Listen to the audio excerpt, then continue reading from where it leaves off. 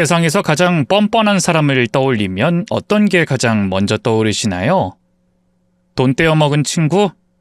자기 실수인데 끝까지 남 탓하는 상사? 한철 장사라면서 바가지 씌우는 장사꾼들까지. 생각해보면 세상엔 정말 뻔뻔한 사람이 많은 것 같습니다. 하지만 제가 겪은 일을 생각하면 그 정도 뻔뻔함은 귀여운 수준이라고 볼 수밖에 없죠. 그러니까 지금으로부터 4년 전 여름, 제 앞에 나타난 것은 다름 아닌 제 부모님이었습니다. 눈물까지 뚝뚝 흘리면서 절 보고 싶었다고 하는 어머니와 자책을 하면서 한숨 쉬는 아버지까지 누군가 보면 이산가족이 상봉하는 거구나 하고 착각할 정도로 드라마틱한 장면이었죠. 하지만 전 그런 어머니를 밀어냈어요. 여기가 어디라고 지금 내 앞에 나타나? 미쳤어? 서희야, 엄마야. 엄마 기억 안 나니? 우리 예쁜 딸, 엄마가 얼마나 보고 싶었는데. 전 어이가 없어서 실소를 내뱉었죠. 꺼져, 역겨우니까. 누가 딸이고 누가 엄마라는 거야? 서희야, 그때 우리가 사정이 있었잖니. 너도 들어보면 충분히 이해하고도 남아. 우리 딸 많이 화가 났을 거야. 분명 그럴 거고. 하지만 오해가 있어. 그때 아버지도 나서서 저를 설득하듯 말했습니다. 그래, 그건 너희 엄마 말이 맞아. 오죽하면 우리가 그랬겠어. 우리 너 그렇게 보내고 나서 얼마나 많이 후회하고 찾았는지 몰라. 진짜야. 밤낮으로 전단지 만들어서 뿌리고 또 뿌리면서 너 하나 다시 만나겠다고 백방을 찾아다녔다고. 내가 오죽하면 택시기사가 됐겠어. 와, 진짜 대단하다. 그 연기력으로 차라리 연기자가 되지 그랬어? 아님 소설가가 되든가. 둘 다 왜 내 앞에 나타난진 모르겠지만 제발 내 인생에서 좀 꺼져줘. 당신들 같은 부모는 필요 없으니까.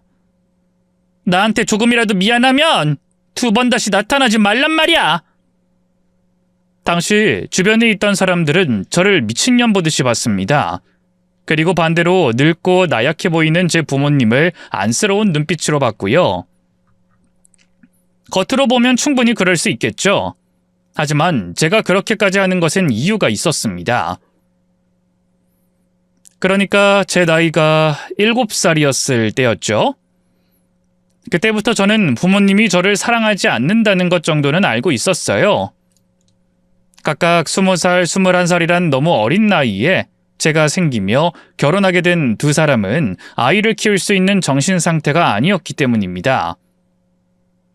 막 태어났을 때는 외할머니 손에서 자랐지만 돌아가신 이후에 처음으로 만난 부모란 존재는 저를 귀찮은 혹처럼 생각했죠. 밥도 제대로 주지 않았고 두 사람은 나가서 들어오지 않는 날도 많았어요. 그러다 하루는 어린 저를 두고 짐을 싸서 나가버렸죠. 저는 그날을 선명히 기억하고 있습니다. 어린아이의 촉이라는 것도 굉장히 예민한 편이었기에 갑자기 짐을 챙기고 표정이 굳어있던 부모님의 얼굴을 보는 순간 두려움이 느껴졌거든요. 엄마, 아빠 어디가? 나도 데리고 가면 안 돼? 저는 어머니의 손을 잡고는 매달렸죠. 하지만 어머니는 제 작은 손가락을 하나씩 떼어내며 귀찮은 듯 인상을 썼습니다. 너 왜 안 하던 짓 하니? 평소엔 가만히 집에 박혀있다가 왜 그래? 너 미쳤어? 엄마! 어디서 앙탈을 부려. 엄마가 말했지. 말 안 들으면 너 버릴 거라고. 했어, 안 했어? 했어. 근데 엄마 그래도... 이게 진짜 이제 머리 좀 컸다 이거지? 딱 기다려. 10밤만 자면 그땐 올 수도 있으니까. 이제 내년이면 학교 갈 나이면 혼자 있을 수 있잖아. 엄마가 과자도 사뒀고 다 했는데 뭐가 문제야? 대신 여기에 꼼짝하지 말고 있어야 엄마가 올 거야. 알았니? 부모님은 우는 저를 보며 비웃으며 짐을 싸서 나갔어요. 당연히 10밤이란 약속은 지켜지지 않았습니다. 제가 기억하기론 거의 한 달 가까운 시간 동안 돌아오지 않았죠. 그동안 저는 집에 남겨져 있던 과자나 냉장고에 반찬만 먹으며 지냈고 그것도 다 떨어지자 생쌀을 씹어먹고 수돗물을 받아먹었죠. 하필 남아있던 쌀엔 쌀벌레가 가득했는데 어린 마음에도 그 작은 벌레가 무서워서 벌벌 떨었던 걸 기억합니다. 그러다 어느 날부터는 건물 계단 앞에 앉아서 돌아오지 않는 부모님을 하염없이 기다렸어요. 그렇게 얼마나 시간이 흘렀을까? 다시 눈을 떴을 때는 병원이었죠. 나중에 듣게 된 것은 제가 영양실조로 쓰러져 있는 걸 건물 청소를 하는 할머니가 발견을 했고 경찰에 신고까지 했다고 하더군요. 어쨌든 그날 처음 보는 할머니와 어떤 복지단체에서 나온 여자 직원이 이야기를 하는 걸 들었고 그때 제 부모님의 행방도 알게 되었습니다. 도대체 왜 저를 한 달이나 방치하며 사라져야 했는지 다 알고 있었던 거예요. 그러니 30여 년 만에 나타나서 눈물까지 흘리며 제 앞에서 사정이 있었다며 뻔뻔하게 서 있는 그들이 더 끔찍했죠. 저는 제 어머니를 보면서 그때 당시 어머니가 했던 말을 고스란히 돌려줬습니다. 왜 안 하던 짓을 해? 날 버릴 땐 언제고 갑자기 왜 이래? 미쳤어? 어디서 앙탈을 부려? 서희야, 그게 무슨 말이야? 엄마는 내가 지금 무슨 말 하는지도 모르지? 당신이 나 버릴 때 했던 말 그대로 돌려주는 거야. 그때 어린 날 두고 두 사람 어디 갔는지 나도 다 알아. 사정? 할머니 돌아가시고 받은 보험금으로 부모라는 인간이 애 놓고 해외여행 갔잖아. 돌아온 뒤에는 피 한 방울 안 섞인 할머니한테 나 키우라고 보냈고. 근데 이제 와서 내 딸? 엄마? 아빠? 정말 가증스럽다. 서희야, 오해야. 누가 그래? 그 할망구가 그래? 할머니가 그걸 어떻게 알아? 경찰에서 출국 기록 조사했고 그걸 아동복지센터 직원이 알려준 거야. 왜? 지금이라도 그 기록 보러 같이 가볼까? 누구 말이 맞는지? 내가 7살이었다고 아무것도 기억 못할 거라고 생각했어? 참 사람 안 변한다. 제 말에 부모님은 서로 눈빛을 주고받았고 코를 찡긋거렸죠. 마치 계획이 어그러졌다는 걸 신호로 알리는 것 같았습니다.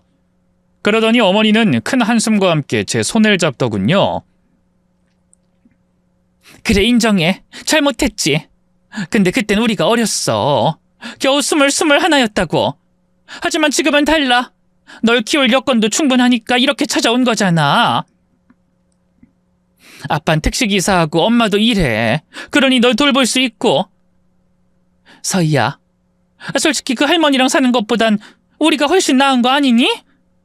그 할머니 엄청 괴팍하다고 들었어. 너한테도 함부로 할 게 뻔하지. 괴팍하지. 막말은 기본에 매번 나한테 못생겼다는 말만 했거든. 욕은 또 어찌나 잘하는지. 근데 날 버리고 간 부모만 할까? 그런 인간들보다 괴팍하기 힘들지 않나? 넌 몰라서 그래. 그 할망구 너 일부러 잡고 안 놔주는 거야. 우리 그전에도 너 찾으러 갔었어. 근데 우리한테 무슨 짓 했는지 알아? 아주 폭력배가 따로 없더라고. 왜 그렇게 공격적이겠어? 아마 너 이제 커서 돈도 제법 벌고 좋은 대학에 좋은 직장 들어갔으니 욕심이 생겼을 거라니까? 늙어서 너한테 빌부터 먹으려고 그러는 게 확실하단 말이야. 전 기가 차서 고개를 흔들며 물었죠. 진짜 정보력 대단하네. 내가 대기업 들어간 것까지 알고 왔구나. 뭐야? 뭔데 이제 와서 이러는 거냐고. 앞뒤 없이 없는 사연 쥐어짜고 눈물 흘리는 것도 그만두고 이제라도 솔직하게 말이라도 해봐. 혹시 알아? 낳아준 은혜라도 갚을지? 두 사람은 한참을 망설였고 이내 아버지가 입을 열었습니다. 사실은 내가 운전하다 사고가 좀 났어. 인명피해도 있었는데 하필이면 외제차지 뭐야. 음주를 했던 거라 회사에서도 알아서 책임지라고 하고. 그래서 찾아온 거구나? 어디서 돈 떨어질 구석 없는지 살피다가 내가 떠오른 거고? 근데 알아보니 대기업 다니네? 나이도 찰 만큼 찼으니 돈도 있어 보이고. 그래서 이런 말도 안 되는 연기라면서 내 앞에 나타난 거잖아. 그렇지? 그런 거 아니야. 늘 널 생각했다니까. 말했잖아. 그 전에도 찾았다고. 그럼 지금 상황에 내가 감옥이라도 가야 하니? 너 아빠한테 그러는 거 아니야. 넌 내 딸이고 우린 가족이잖아. 가족이란 건 원래 힘들 때 돕는 거고. 가족 같은 소리 하고 있네. 감옥에 가든 빚에 깔려서 죽든 난 당신들 가족이라고 생각해 본 적 단 한 번도 없어.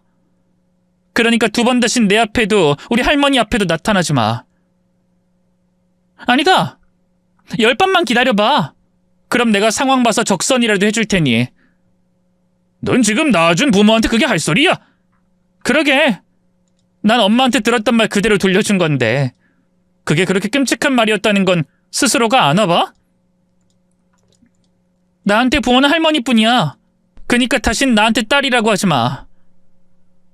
저를 구해서 병원으로 데리고 왔던 그 낯선 할머니가 절 걷어 키워주셨죠. 중간 과정은 지금도 잘 모르지만 그때 부모님은 제 양육권을 포기했고 누구든 입양 보내라고 의사를 밝혔다고 들었습니다. 그렇게 저는 할머니와 함께 살게 됐죠. 물론 부모님 말처럼 괴팍한 건 사실이었어요. 확실히 동화책에나 나오는 따뜻한 할머니와는 거리가 먼 사람이긴 했습니다. 막마른 기본에 투박하고 거칠기까지 했어요. 그리고 그 밑에서 큰 저 역시도 크게 다르진 않았죠. 저는 제게 울면서 차라리 여기서 자기를 죽이라고 돈 내느라고 매달리는 어머니의 뺨을 후려쳤습니다. 놀란 어머니는 소리를 지르더군요. 어떻게 네가 나한테 이래? 세상에 엄마 뺨을 때리는 년이 어딨어? 자식 버리는 부모도 있는데 뺨 때리는 것 정도로 놀라? 엄마도 이제 늙었나 보다. 너무 감성적이야. 그럼 내가 그런 당신들 안고 같이 울어줄 줄 알았니? 착각하지 마. 죽이지 않은 게 그나마 남은 내 인내심이니까. 꺼져! 야, 너! 이게 다 그 할망구 때문이지. 착하고 착한 내 딸이 성격이 이렇게... 전 어머니의 멱살을 잡아 올린 뒤 낮게 말했죠. 내가 성격이 이따위인 건 할머니가 아니라 당신들 닮아서 그래. 자식도 버리는 인간들이 나와서 그런지 나도 부모 버리는 거 어렵지가 않더라고. 기분이 어때? 좋아? 그 뒤로도 몇 번은 찾아왔었지만 경찰에 신고까지 했고 결국 저는 부모라는 사람들과의 인연을 그렇게 끊어냈습니다.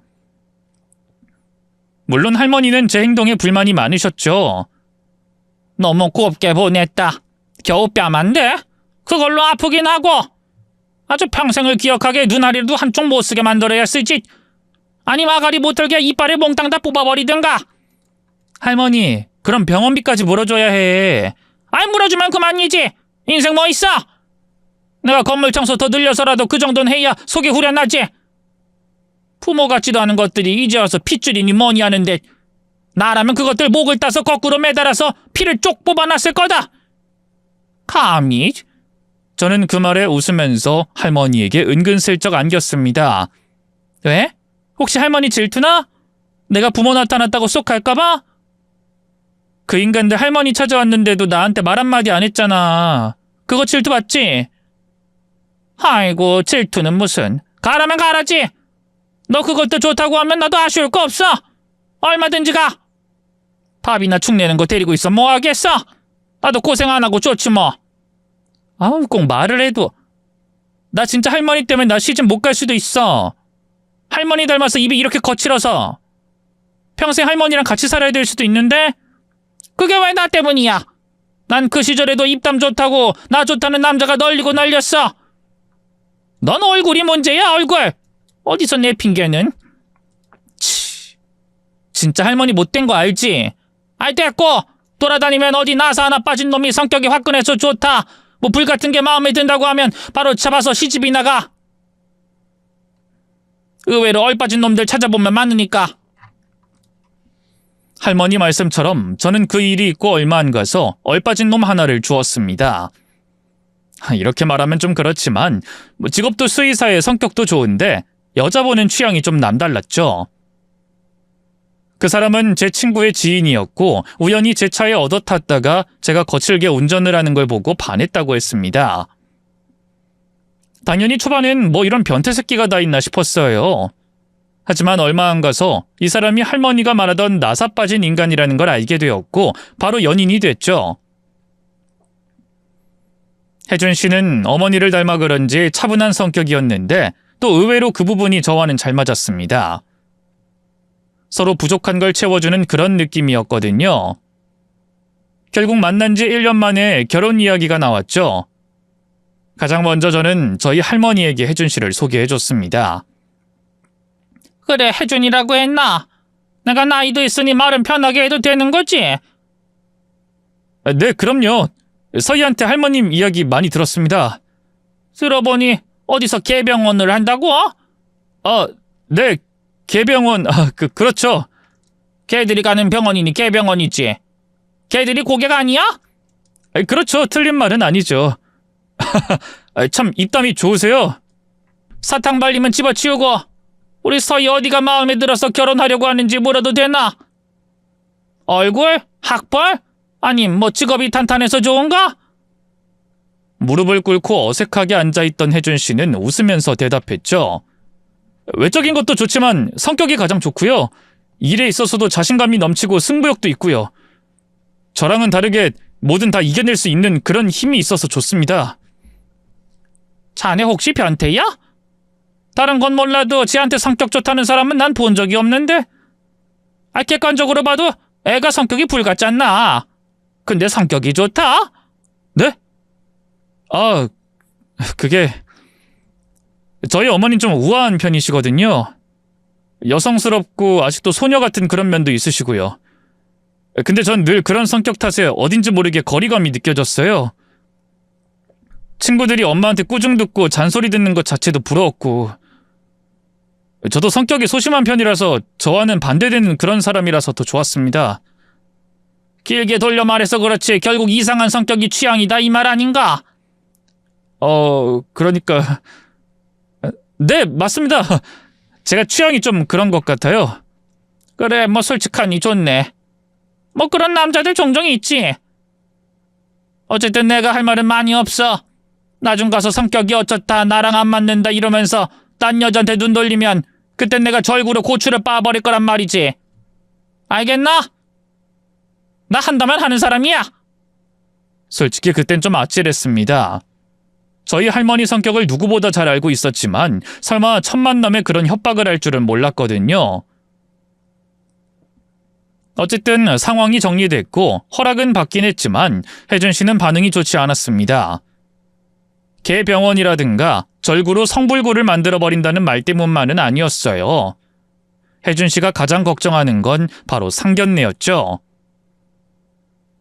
저기 이런 말은 그렇지만 할머님이 꼭 상견례에 참석할 필요가 있을까? 뭐? 그게 무슨 소리야? 나한테 유일한 가족이라는 거 몰라서 그래? 설마 그때 했던 말 때문이야? 우리 할머니 비록 말은 거칠어도 절대 나쁜 의도로 그런 거 아니야. 그리고 자기 가고 나서는 엄청 순한 게 꼭 백구 같다고. 물론 이것도 칭찬이야. 알아, 난 이해해. 자기가 미리 언질도 해줬고. 솔직히 고추를 빻는다거나 개병원 같은 건 유쾌하게 넘길 수 있는 부분이었어. 욕쟁이 할머니 식당 같은 그런 느낌이라서 오히려 편했고, 무엇보다 농담 정도는 나도 구분할 수 있어.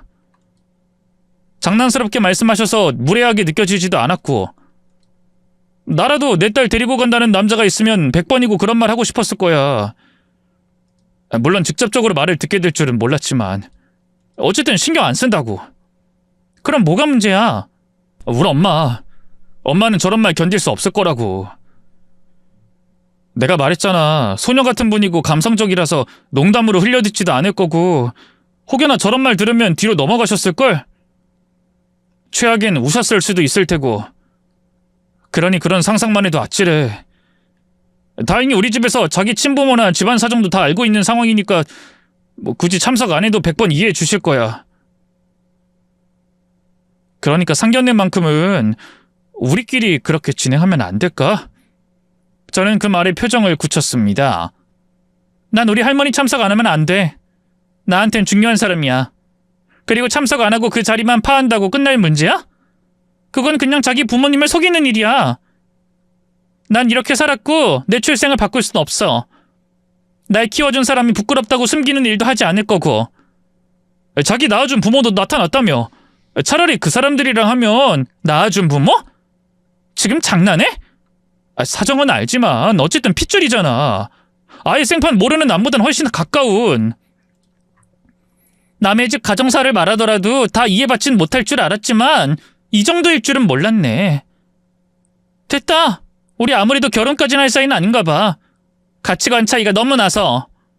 서희야, 난 그런 뜻이 아니라 적어도 상견례만은 그냥 넘어갔으면 하는 거야. 넌 모르겠지만 나도 나름 많이 양보한 거야. 내가 많은 거 바라는 게 아니잖아. 너 부모한테 버려진 것도 우리 부모님은 안타까워하셨어. 거기다 너 혼자서 자수성가했다는 소리에 대단하다고 해주셨고. 하지만 할머니까지는 내 출생도 내 배경도 다 이해해준 너희 부모님한테 더는 내 밑바닥 보여주기 싫은 마음 알겠어. 근데 나 그 밑바닥에서 이만큼 컸어. 거칠고 투박하고 막말도 하는 괴팍한 할머니지만 그 사람이 내 인생의 전부야. 남은 인생에서 딱 하나 고르라고 한다면 난 고민 없이 우리 할머니 택할 거고. 그러니까 자신 없으면 여기서 끝내. 헤어지자는 말은 그냥 흘리듯이 한 말은 아니었습니다. 저 역시도 큰 각오를 하고 말을 꺼낸 거였죠. 제게 할머니가 중요한 사람이듯 혜준 씨에겐 어머니가 각별했어요. 거리감이 느껴질 정도로 평범한 어머니의 느낌은 아니었다고 하지만 평생 일만 하고 무뚝뚝한 아버지를 대신한 것은 사실이었습니다. 그래서 누구보다 어머니에게 인정받으려고 오랜 시간 노력했다는 것도 잘 알고 있었죠. 착한 아들, 부끄럽지 않은 자식이 되기 위해서 말입니다. 그래서 우린 각자 시간을 가지며 이 문제에 대해서 고민했어요. 그러다가 얼마 뒤에 결국 혜준 씨가 한 발 물러나면서 제가 인사를 드리러 갔죠.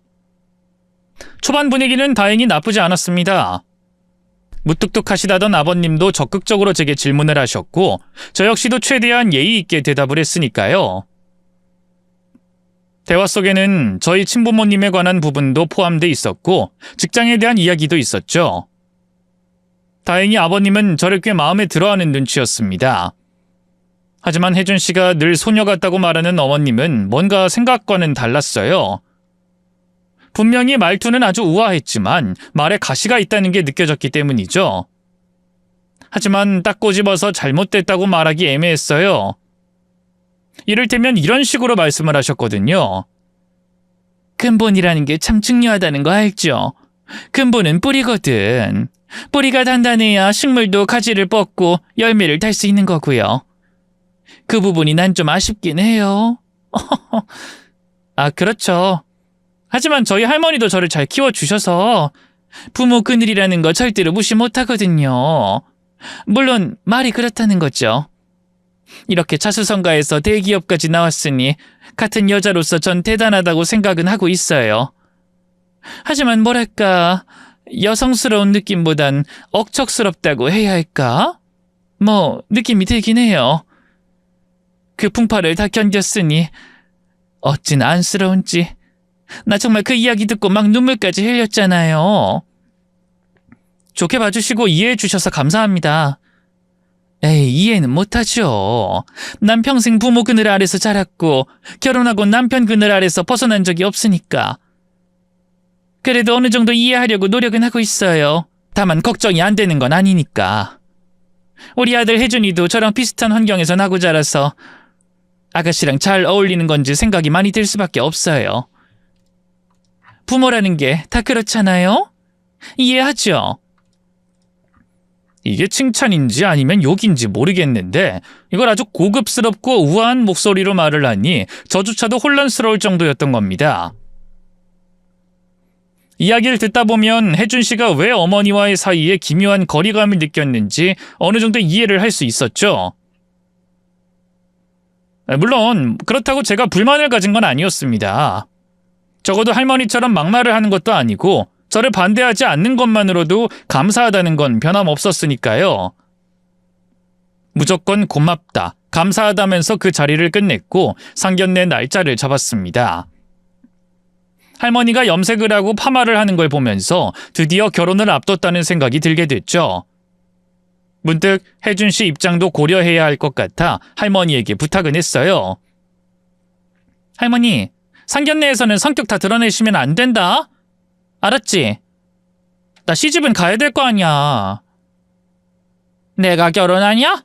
거기서 내 성격을 왜 죽여? 너나 잘해, 너나. 전 한숨을 푹 쉬었습니다. 혜준 씨 어머님 만나 뵀는데 진짜 온실속 화초야. 완전 사모님! 목소리도 간들간들하고 연약해 보이는 그런 분이라고. 할머니가 소리만 질러도 기절할 것 같아 그러지. 혜준 씨한테는 진짜 중요한 사람이야. 그러니까 제발, 그냥 내내 하고 말면 되잖아. 그게 어려워? 얼어 죽을. 그렇게까지 해야 결혼이 가능하면 너도 그냥 혼자 살아. 난 평생을 이렇게 살았어. 내가 비록 건물 청소나 하면서 살고 있어도 누구 앞에서 머리 숙인 적도 없고 내 잘못 아니면 잘못했다 미안하다는 말도 해본 적 없는 사람이야. 할머니, 내가 이렇게 부탁하잖아. 한 번만. 썩을 계집애. 됐어. 난 나 성격 그대로 할 거야. 결국 설득하지 못하고 그렇게 상견례 날이 다가왔습니다. 먼저 할머니와 가서 기다리는데도 조마조마하더군요. 시간이 지났는데도 늦장을 피운다면서 욕을 하는 할머니 때문에 진땀을 빼야 했죠. 그렇게 20분 정도가 지난 뒤에 차가 막혀서 늦었다는 혜준 씨가 서둘러 들어왔고 예비 시아버님도 죄송하다며 저희 할머니에게 정중하게 인사를 드렸습니다. 하지만 가장 늦게 나타난 예비 시어머니는 새침하게 고개를 까딱할 뿐이었어요. 그런데 할머니와 눈이 마주치자 가뜩이나 큰 눈이 2배로 커졌죠. 아니, 당신은... 할머니는 서둘러 시선을 피했고 혜준 씨가 아는 사이냐 물으니 예비 시어머니가 대답했어요. 우리 건물 청소하시는 분이셔. 진짜 오래 일하셔서 내가 기억하고 있는 거고. 와, 진짜? 이거 정말 우연이네? 혜준 씨가 웃으면서 넘기려고 했지만 예비 시어머니는 실소를 흘렸죠. 아들, 이게 과연 우연일까? 엄만 솔직히 아직도 이게 맞는지 모르겠어. 그게 무슨 말이야, 엄마? 저 할머니, 이런 말해도 되는지 모르겠지만 괴팍하기로 유명한 사람이야. 일을 잘하고 사람들 관리까지 하니까 그냥 둔 거지만 솔직히 좀 엄마한텐 힘들어. 넌 아무것도 모른다. 어찌나 막말을 하는지. 엄마 심장도 약한데 어쩜 이런 일이 있을 수가 있는지 모르겠어. 심장아. 나 정말 놀라서 손발이 덜덜 떨려. 예비 시어머니는 호흡이 곤란한 것처럼 입을 막고 숨을 몰아쉬었습니다. 혜준 씨는 당연히 놀라서 어쩔 줄 몰라 했고 저희 할머니는 고개를 숙이고 계셨죠. 예비 시아버님도 당황했는지 다른 말로 돌리려고 애썼지만 결국 예비 시어머니가 다시 입을 여셨어요. 아가씨, 어차피 저분은 말이 안 통하는 거 알아요. 그래서 내가 이렇게 부탁할게요. 솔직히 이게 우연이라는 생각도 들지가 않고 이 결혼에 대해서 다시 생각할 수 없을까요? 네? 그게 무슨... 우연이 아니라는 말뜻을 잘 모르겠어요. 내가 이런 것까지 말해야 하나? 사실 우리 건물 있어요. 상가 건물이요. 우리 아들한텐 결혼할 상대한테 그런 말은 하지 마라 이야기해서 아가씨는 모르겠지만요. 아니, 알고 있었나? 어쨌든 그 건물 청소해주는 사람이 바로 저분이고요. 이런 상황에 갑자기 이렇게 만나게 된 건 의도적이라고 생각할 수밖에 없겠네요. 의도적이요? 왜 이렇게 못 알아들어요? 부모한테 버림받고 자수성가해서 좀 똑똑한 줄 알았는데 그것도 아닌가 봐요? 우리 아들 수의사예요. 의대에 진학 못한 건 안타깝지만 어쨌든 누가 봐도 자랑스러운 직업은 맞잖아요. 근데 하필 집까지 좋아. 우리 남편이 젊은 시절부터 노력해서 상가까지 가지고 있는데 이걸 알고 접근한 건 아닌지. 그 말에 혜준 씨가 발끈해서 소리를 질렀죠. 엄마! 내가 이 사람 좋다고 쫓아다녔어. 지금 그걸 말이라고 하는 거야? 아들, 엄마 심장 떨려. 왜 그렇게 언성을 높여? 나도 최대한 좋게 말하려는 거잖아. 엄마도 이런 말 하고 싶지 않았어. 그래서 안 좋은 환경에 부모도 없이 자라도 괜찮다고 허락했던 거고. 하지만 저 노인네는 아니야. 엄마가 오죽하면 이래? 이 사람 키워준 분이야. 엄마랑 무슨 일이 있었는지 모르겠지만 그건 우연이잖아. 키워준 건 고맙지. 정말 대단하다고 생각해. 피 한 방울 안 섞인 남의 자식을 키운다는 게 보통 일이 아니라는 것도 알고. 하지만 그건 그거야. 저는 바짝 긴장했어요. 이런 상황이라면 할머니가 난리를 피워도 어쩔 수 없다는 생각도 들었죠. 그런데 이때 고개만 가만히 숙이고 있던 할머니가 무릎을 대뜸 꿇었습니다. 사모님, 저랑 서희는 하등 관계가 없어요. 아시잖아요. 사모님 말처럼 피 한 방울 안 섞인 아이고 저랑 닮은 구석이라고는 하나도 없어요. 그냥 밥 먹을 때 수저 하나 더 놓은 게 전부고 저 혼자 저렇게 잘 자라서 구김살도 없이 컸으니까요. 그러니 노여움 같은 게 있으면 저한테 푸시고 서희한텐 책임 묻지 않으셨으면 좋겠습니다. 부탁드릴게요. 저는 너무 놀라서 양손으로 입을 막았고 할머니는 고개를 더 깊이 숙였습니다. 순간 머릿속에는 할머니가 뭔가를 잘못했나? 큰 실수를 한 적이 있었나? 이런 생각만 들었죠. 하지만 그런 이야기를 묻기도 전에 예비 시어머니가 부드러운 목소리로 이렇게 말하는 겁니다. 좋아요. 이렇게까지 하는데 제가 굳이 반대할 이유가 있나요? 하지만 저도 조건이라는 걸 걸어야겠어요. 솔직히 까놓고 서희랑은 아무 사이가 아닌 거잖아요? 그럼 앞으로는 그냥 남처럼 살아주시면 안 될까요? 결혼식에도 참석 안 하시면 더 좋고요. 서희 제대로 결혼시키고 싶으시면 그렇게 하는 게 맞는 일이라는 생각이 드네요. 애초에 아무 사이도 아닌 노인네가 왜 여기까지 오셨대? 이건 앞길 막아서려고 작정을 하신 거라고 볼 수밖에 없는데 말이죠. 사모님 죄송합니다. 제가 눈치가 없었어요. 이제까지 제 앞에서 한 번에 고개를 숙인 적이 없는 사람이 제법 간절하긴 한 모양이네요. 이렇게까지 하는 걸 보면 혹여나 건물주 사돈의 수의사 사위 덕볼 생각은 아니시죠? 그건 좀 곤란한데 제 말 무슨 뜻인지 알죠? 그럼요. 그럼 저는 이만. 할머니는 지팡이를 챙겨서 나가려고 하셨고 전 그런 할머니를 잡았죠. 할머니 어딜 가? 도대체 왜 그러는 건데? 다 내 잘못이다. 앞으로는 나한테 찾아올 생각도 하지 마. 할머니, 그걸 지금 말이라고 하는 거야? 제가 할머니의 손을 잡고 놓지 않으려고 하니 혜준 씨가 그런 절 잡았습니다. 우리 엄마가 뭔가 아시는 게 있겠지. 할머님도 뭔가 잘못을 하셨을 거고. 일단 보내드리고 차분하게 우리끼리 이야기를 한번. 이거 나! 우리 할머니 성격 괴팍한 거 나도 잘 알아. 하지만 그것도 알지? 할머니는 본인이 잘못한 게 있으면 고개를 안 숙인다는 거. 미안하다는 말 안 한다는 거. 아까 어머님이 말했지? 이전에 고개 숙인 적 없다고. 그건 다시 말해서 우리 할머니가 잘못한 게 없단 뜻이야. 서희야. 그래도 넌 모르잖아. 진짜 할머니도 아니고. 순간 그 말을 듣는데 머리에서 불이 났고 혜준 씨의 뺨을 갈겼죠. 그러자 곁에 있던 예비 시어머니가 소리를 꽥 질렀습니다. 야! 이게 보자 하니까 감히 너 따위가 내 아들 얼굴에 손을 대? 근본도 없는 것 불쌍해서 받아주려고 했더니 아주 성격이 천박하기 이를 데가 없구나. 그래, 키워준 거 무시 못하지. 아주 저 노인네랑 성격이 판박이야. 어디서 꽃뱀 같은 게 내 아들 앞길을 막아? 지금 꽃뱀이라고 했어요? 그래, 꽃뱀이 뭐 크게 너랑 다를 줄 아니? 화려하게 겉만 번드르르 없는 배경에 학벌 만들고 직업 만들어서 우리 아들 꼬인 게 꽃뱀이 아니면 뭐야? 더러워, 경박스러워, 천박해.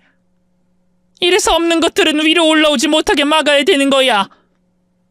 내 아들로 신분 상승이나 꿈꾸는 신데렐라들 때문에 정말 골치가 아파. 지금 말 다 하셨어요? 아니, 못했어. 나 최대한 좋게 가려고 했어. 내 아들도 내 남편도 너 받아주고 싶어하니 불쌍한 짐승 거두는 기분으로 내가 참고 또 참았다고.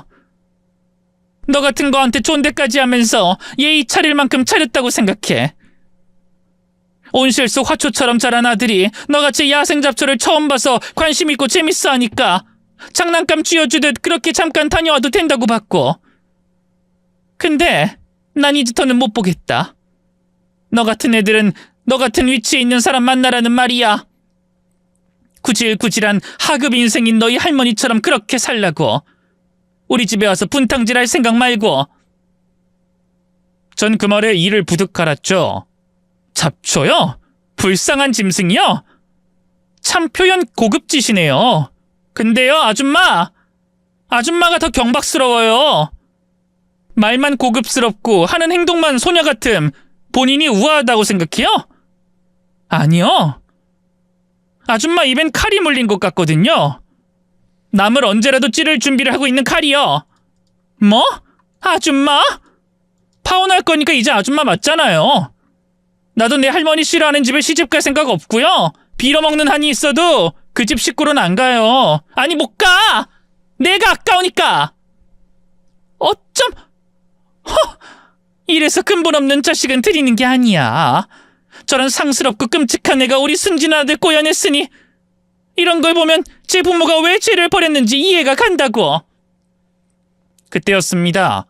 저희 할머니가 예비씨 어머니의 머리채를 잡고 휘두르기 시작했죠. 무릎도 안 좋아서 지팡이를 하고 다녔으면서 무슨 힘이 그렇게 났는지 모르겠더군요. 결국 혜준씨와 예비씨 아버지가 둘을 겨우 떨어뜨려 놓은 후에나 일이 끝났죠. 할머니는 양손에 머리털을 한 움큼 뽑아서는 승리자의 미소를 지었습니다. 그리고는 참고 있던 말을 쏟아내기 시작했죠. 나 너희 건물에서 일한 것만 20년이야. 하루 3시간씩 일주일에 3번을 그곳에서 일을 했으니 당신은 내가 어떤 사람인지 모르지? 하지만 지금 우리 서희에 대한 말을 뱉은 건 후회해야 할 거야. 지금이라도 빌어보든가. 그럼 혹시 알아? 몇 갠 빠뜨리고 말할지. 이에 예비씨 어머니는 씩씩거리며 대꾸했습니다. 아이고 무서워라. 왜? 당신 뭐라도 돼? 알고 보니 재벌 뭐 그런 거야? 근데 어쩌지? 나 아쉬울 거 하나 없는 사람이라 당신이 삼성 건물을 통째로 뽑아온다고 해도 침뱉고 말아. 재벌? 그거였으면 내가 청소를 왜 20년 넘게 하고 있어? 말이 되는 소리를 해야지. 그리고 그랬으면 당신 아들 같은 개병원 원장이랑 결혼도 안 시켰어. 개병원? 이 미친 할망구가. 그나마 네 아들이 순한 똥개 같아 서희 짝으로 마음에 들어 참고 또 참고 머리까지 숙였는데 감히 우리 서희를 모욕해? 당신 후회 안 할 자신 있어? 안 해. 내가 무슨 후회를 해? 저런 꽃뱀 같은 년 줘도 안 가져. 누구한테 꽃뱀이래? 꽃뱀은 너잖아. 청소하면 알기 싫어도 다 알게 되거든? 남이 버린 흔적 뒤지고 치우고 하다 보면 알기 싫어도 다 알아. 상가에 새로 계약한 남자 당신이랑 내연관계잖아. 계단에서 시시덕거리고 건물 뒤에서 쪽쪽거리는 거 내가 봤거든. 근데 가만 생각해보니 3년 전에도 봤던 놈이더라고. 그때도 당신이랑 비어있는 건물 들어가서 붙어먹었던 걸 경비가 딱 봤다더라. 기억하지 황씨? 당신이 갑질하면서 2달 전 잘랐던 경비원 황씨가 그만둘 때 나한테 봤다고 말해주더라. 붙어? 노망났어? 미쳤어? 이거 완전 미친년 아니야? 소문이란 거 무시 절대 못해. 청소하는 사람이라고 무시하고 깔보고 경비들 정강이나 차던 여자가 우아한 척 고상 떨고 있는 거 잘 봤어. 남편 그늘? 그것 때문에 그렇게 연극을 하고 사는 건가? 우리 서희가 파혼한다고 안 했으면 나도 무덤 안까지 가지고 갔을 일이야. 증거 있어? 없잖아. 어디서 사람을 이런 식으로 몰아? 누가 믿을 것 같아? 암만. 근데 나 증거 있어. 당신 휴대폰 2개인 거 내가 알거든. 할머니는 지팡이로 예비씨 어머니의 가방을 가리키며 이어 말했어요. 사돈. 아니 건물주 양반. 저 안에 꺼진 폰 하나 있을 겁니다. 이 여잔 상가 입구에서 휴대폰을 켜더군요. 꺼졌다가 휴대폰 켜질 때 나는 특이한 음을 내가 들었다고. 한두 번도 아니고 매번 휴대폰을 새로 켜. 너무 이상하잖아. 어머 진짜 억울해. 어쩜 저런 오명을. 혜준아, 엄마 어지러워. 그 말과 동시에 예비씨 어머니는 눈물을 터뜨리면서 혜준씨에게 안겼습니다. 너무 억울하고 분해서 몸에 힘이 하나도 없다고 하면서 말이죠. 당연히 혜준씨도 그런 어머니의 상태만 볼 뿐이지 저희 할머니의 말이 진실이라고 생각하는 것 같아 보이진 않았습니다. 그런데 그 상황을 가만히 보고 있던 예비씨 아버지가 뜬금없이 가방을 뒤지기 시작했어요. 순간 힘이 하나도 없다던 예비씨 어머니가 소리를 지르면서 남편에게 달려가 가방을 사수하더군요. 여보, 내 말을 믿어야지. 지금 저 노인네 말을 믿어? 오늘 내일 하는 그런 할망구야. 우리 가족들 이간질해서 박살낼 계획만 하는 거라고. 내가 어떤 사람인지 몰라? 지금 이렇게 가방을 뒤지면 내가 아들 앞에서 뭐가 되겠어? 당신도 생각이란 걸 좀 해봐, 어? 예비 시아버지는 눈을 꼭 감았다가 뜨더니 한숨을 쉬었죠.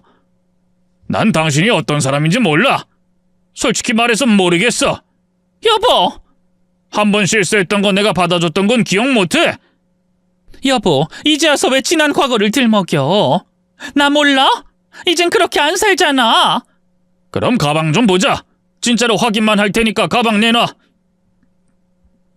돌아가는 상황을 보니 이전에 둘 사이에 무슨 일이 있었다는 걸 알 수 있었습니다. 그때까진 확실하게 몰랐지만 불륜과 관계된 일로 보였죠. 혜준 씨를 보니 본인도 몰랐다는 게 표정이 여실히 드러났고요. 결국 예비 시아버지는 힘으로 가방을 빼앗아 들었고 그 안에서 꺼져 있던 휴대폰을 들어 올렸습니다. 그러자 예비 시어머니는 모든 게 모함이라고 저희 할머니가 작정하고 넣은 휴대폰이라며 발뺌을 했고 그와 동시에 우아하기만 했던 그 입에서 욕설이 쏟아져 나왔죠. 차마 적을 수 없을 정도로 심한 욕이었기에 그 자리에 있던 사람들 모두가 경악을 했을 정도였습니다. 헌데 말이 끝나기 무섭게 아버님은 예비 시어머니의 뺨을 때리더군요. 실수? 당신이 나한테 어쩜 이래? 내가 당신을 위해서, 우리 아들을 위해서 어떻게 살았는데? 우리 가족 가난한 거 그거 극복해보겠다고 해외에서 그렇게 오랜 시간을 일을 했어. 근데 그 대가가, 그 노력에 대한 대가가 불륜이었잖아. 다신 안 그런다고, 실수였다고, 다 내 탓이라고. 그래서 내가 이해하고 넘겼어. 그런데 또 이런 짓을 해? 아니라고 몇 번을 말해. 그럼 당장 이 휴대폰 켜서 확인해봐. 어? 순간 찢하고 혀를 차는 소리가 들렸고 예비 시어머니의 표정은 싸늘하게 바뀌었죠. 그래 했다. 왜? 뭐 어쩔 건데? 어차피 들켰으니까 더는 숨기지 않을게. 저 망할 할망구만 아니었어도 그냥 모르고 살아도 될 일이었어. 물론 당신이 자초한 거야. 모르는 게 약이란 말도 몰라? 그냥 이렇게 좋게 살면 될 일을 왜 굳이 긁어 부스럼을 만들어? 덕분에 내 아들까지 알게 돼버렸잖아. 이것도 다 당신 탓이야. 그 입 다물어. 내가 왜? 이제 와서 겁나? 아들이 알게 될 건 생각 안 했니? 이젠 나도 싫어. 매번 착한 척 우아한 척 고상 떠는 게 내 성격에도 안 맞았어. 이렇게 된 거 이혼해. 오래 살았으니 불륜 때문에 위자료는 좀 깎이겠지. 재산 분할 받으면 난 오히려 좋아. 불륜? 바람? 그래, 그걸로 얼마든지 걸어. 내가 아쉬울 게 있다고 생각해? 남자도 있지, 돈도 있지, 내 든든한 노후가 되어줄 내 아들도 있어. 당신 같은 인간 데리고 살지 않아도 되니 더 좋고. 혜준이 내 아들이야. 당신 같은 여자 노후 준비로 내어줄 생각 없고. 하, 기가 차서. 혜준이가 왜 당신 아들이야? 야, 그 입 안 다물어.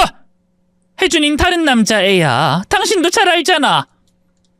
저는 놀라서 입을 막았고 할머니는 옆에서 속삭이듯 이 집도 개판 났네 라고 말씀하셨죠. 반면 혜준 씨는 혼란스러운 듯이 눈만 깜빡거렸습니다. 그러는 사이에 두 분은 언쟁을 벌이더군요. 대충 이야기를 종합하면 혜준 씨의 아버지가 사업이 망하면서 집안이 어려워지자 해외에 나가서 막일을 해 돈을 보냈다고 합니다. 그런데 돌아왔을 때 어머니의 배가 불러 있었고 이를 추궁하자 술을 먹고 실수로 생겼다는 변명을 댔다고 했죠. 혜준 씨의 아버지는 충격에 빠지긴 했지만 아이를 지우기엔 늦었고 막상 태어난 아이를 보니 자신의 자식으로 거두겠다는 마음을 먹었다고 합니다. 무뚝뚝하긴 했지만 혹시나 진짜 친자식이 태어나면 본인도 모르게 차별을 할까 걱정할 정도로 혜준 씨를 사랑했다고 했죠. 그래서 본인은 정관수술까지 하며 더는 아이를 가지지 않으려고 했답니다. 그런데도 또다시 그 남자를 뒤로 만났던 거죠. 모두에게 다 들키고 나니 예비 시어머니는 더 뻔뻔하게 나왔습니다. 혜준아, 이야기 들었으니 알겠지? 넌 나밖에 없어. 엄마도 너밖에 없고. 저런 근본 없는 애랑은 더는 엮이지 말고 엄마가 제대로 된 여자 소개해줄게. 우리 아들이 그 정도 수준은 되잖아? 대기업 연봉 많으면 뭐해? 언제 잘릴지도 모르는데. 차라리 같은 수의사나 의사를 만나자. 단기를 올려서 결혼을 해야 평탄하게 살 수 있는 거야. 알았지? 엄마, 진짜야? 정말 내가 들은 게 사실이야? 엄마가 아빠를 배신한 거야? 정말이야? 그럼 아빠는 내가 친자식이 아닌 걸 알면서 이제까지 날 먹이고 입히고. 돈이 다야? 엄마가 너 키웠어. 그리고 친아빠는 따로 있어. 지금도 너 많이 보고 싶어하고. 가자. 엄마가 진짜 아빠가 누군지 보여줄게. 소개해줄게. 응? 혜준 씨는 자신의 손을 잡으려는 걸 뿌리치며 절 보더군요. 자기가 이런 기분이었구나. 난 이제까지 피가 이어진 게 진짜 가족이라고 생각했는데 그게 아니었어. 피가 이어지지 않았다니 오히려 더 명확하게 알겠어. 사실 그간 엄마가 나한텐 진짜 엄마처럼 느껴지지가 않았거든. 그래서 더 노력하고 애썼고. 반면에 아버진 무뚝뚝하고 늘 바빴지만 진짜 아버지라고 생각했었고. 너 지금 엄마한테 그게 무슨 말이야, 아들? 나 이제 다 컸어. 누구 따라갈 거냐고 물어봤자 소용없다고. 근데 굳이 물어본다면 난 아빠야.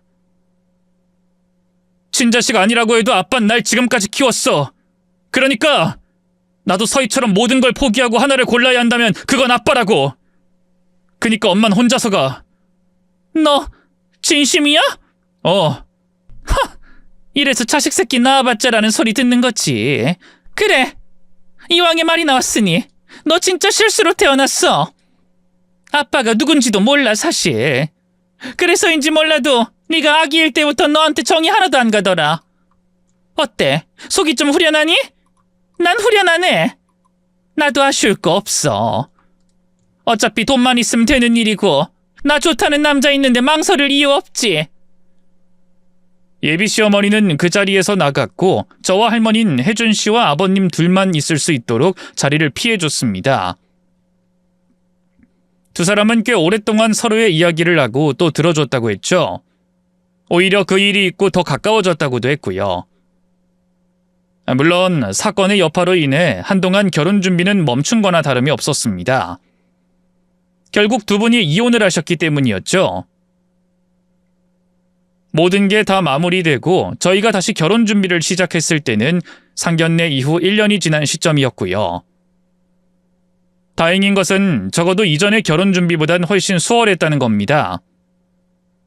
다시 치른 상견례에서도 웃음이 넘쳤고요. 그런데 모든 게 완벽했던 우리 앞에 시어머니가 돌연 나타났던 겁니다. 심지어 혜준 씨를 잡고 우는 소리라더군요. 아들, 나 그놈한테 사기당했어. 그래서 재산 분할 받은 것도 다 털리고 엄마 이제 갈 곳도 없어. 아들, 내 아들 혜준아. 엄마 좀 도와줘. 응? 너희 아빠한테 말 좀 잘해서 다시 좀 받아달라고 할 수 없을까? 너희 아빠 물러서 네가 울고 빌면 그냥 넘어가 줄 사람이고. 엄마 성격 알잖아. 엄만 혼자는 못 살아. 너도 우리가 같이 살면 좋을 거 아니야. 돈만 있으면 되는 일이고 엄마 좋다는 사람이 있는데 내가 왜? 이제 없다고 하잖아. 그놈 사기꾼이었다고. 나한테 목돈 생긴 걸 알고 외국 가서 같이 살자고 하더니 아예 참적을 해버렸단 말이야. 갈 곳도 없어서 친구 집에서 사는 것도 눈치 보였는데 심지어 빨리 나가달라는데 어쩌라고. 이 상황에서 내가 막일이라도 해야 속이 후련해? 엄만 태어나서 그런 일 해본 적도 없고 엄마 너무 무서워. 엄마가 나 키워준 은혜는 있으니까 보증금은 마련해 줄게. 근데 그 이상은 아니야. 우리 아빠한테 접근할 생각도 하지 말고 나한테 돈 받아서 연명할 생각도 하지 마. 엄마랑 내 인연은 여기까지니까. 이제 앞으로는 엄마 혼자서 살아. 이참에 돈 버는 게 얼마나 힘든지도 느끼고 아빠가 무슨 심정으로 그렇게 살았는지 깨닫길 바래. 너 정말 엄마한테 이럴 거야? 엄마 이러면 죽어. 네 앞에서 죽을 거야. 엄마, 실수로 태어나버린 애한테 너무 많은 걸 바라지 마. 본인 목숨으로 협박하는 부모는 제대로 된 인간이라고 보지도 않고. 아니, 애초에 더 말을 하지 마. 내가 주려고 했던 것도 마음 바뀔 것 같으니까. 시어머니는 욕설이라도 퍼부을 것처럼 입을 꿈틀거렸지만 결국은 돈을 받기 위해서 입을 다물었죠. 물론 그게 전부는 아니었어요. 저희 회사도 찾아와 돈을 달라고 요구했고 심지어 저희 할머니까지 찾아갔다고 했습니다. 결국 할머니에게 빗자루로 얻어맞았고 그 뒤로는 나타나지 않았네요. 그렇게 우린 작년에 결혼식을 올리게 되었습니다. 각각의 혼주 자리에는 피 한 방울 섞이지 않은 저희 할머니 그리고 혼의 자식을 거둔 아버님이 앉았어요. 그렇게 피는 섞이지 않았지만 누구보다 사랑을 받고 자란 저희 두 사람은 비로소 부부가 됐죠. 우리 두 사람 다 나이가 적지 않은 만큼 우린 아이를 빨리 가졌습니다. 지금 3살 그리고 1살의 아이 둘을 키우고 있거든요. 작년에 결혼을 했는데 어떻게 벌써 아이가 둘이냐고요? 사실 그건 입양을 했기 때문입니다. 입양에도 자격 조건이 필요했기에 시간이 좀 걸리긴 했지만 결혼 전에 내린 결정이었고 우리 둘 다 아주 만족하면서 살고 있어요. 공개 입양인 만큼 아이들에게도 저희가 친부모가 아니라는 것도 차차 이야기를 할 생각이죠. 너희는 선택받은 존재며 우린 너희를 꼭 원했고 그래서 널 품에 안았다고 말입니다. 가족은 혈연이 아니라 마음으로 맺는 약속이다라는 말이 있더군요. 저 역시도 앞으로 얼마나 더 잘할 수 있을지 잘 모릅니다. 하지만 확실한 건 제가 받은 만큼 아이들에게 준다면 잘 자랄 수 있을 거라는 거죠. 끝으로 할머니에게 너무 감사하고 당신이 내 부모여서 행복하다고 전하고 싶네요. 모두 끝까지 제 이야기 들어주셔서 감사해요. 지금 이 순간에도 누군간 가족의 형태로 고민하고 또 용기 내고 있을 분들에게 따뜻한 박수를 보내며 저도 함께 응원할게요. 부디 이 사연이 누군가에게 작게나마 위로가 되길 바랍니다. 고맙습니다.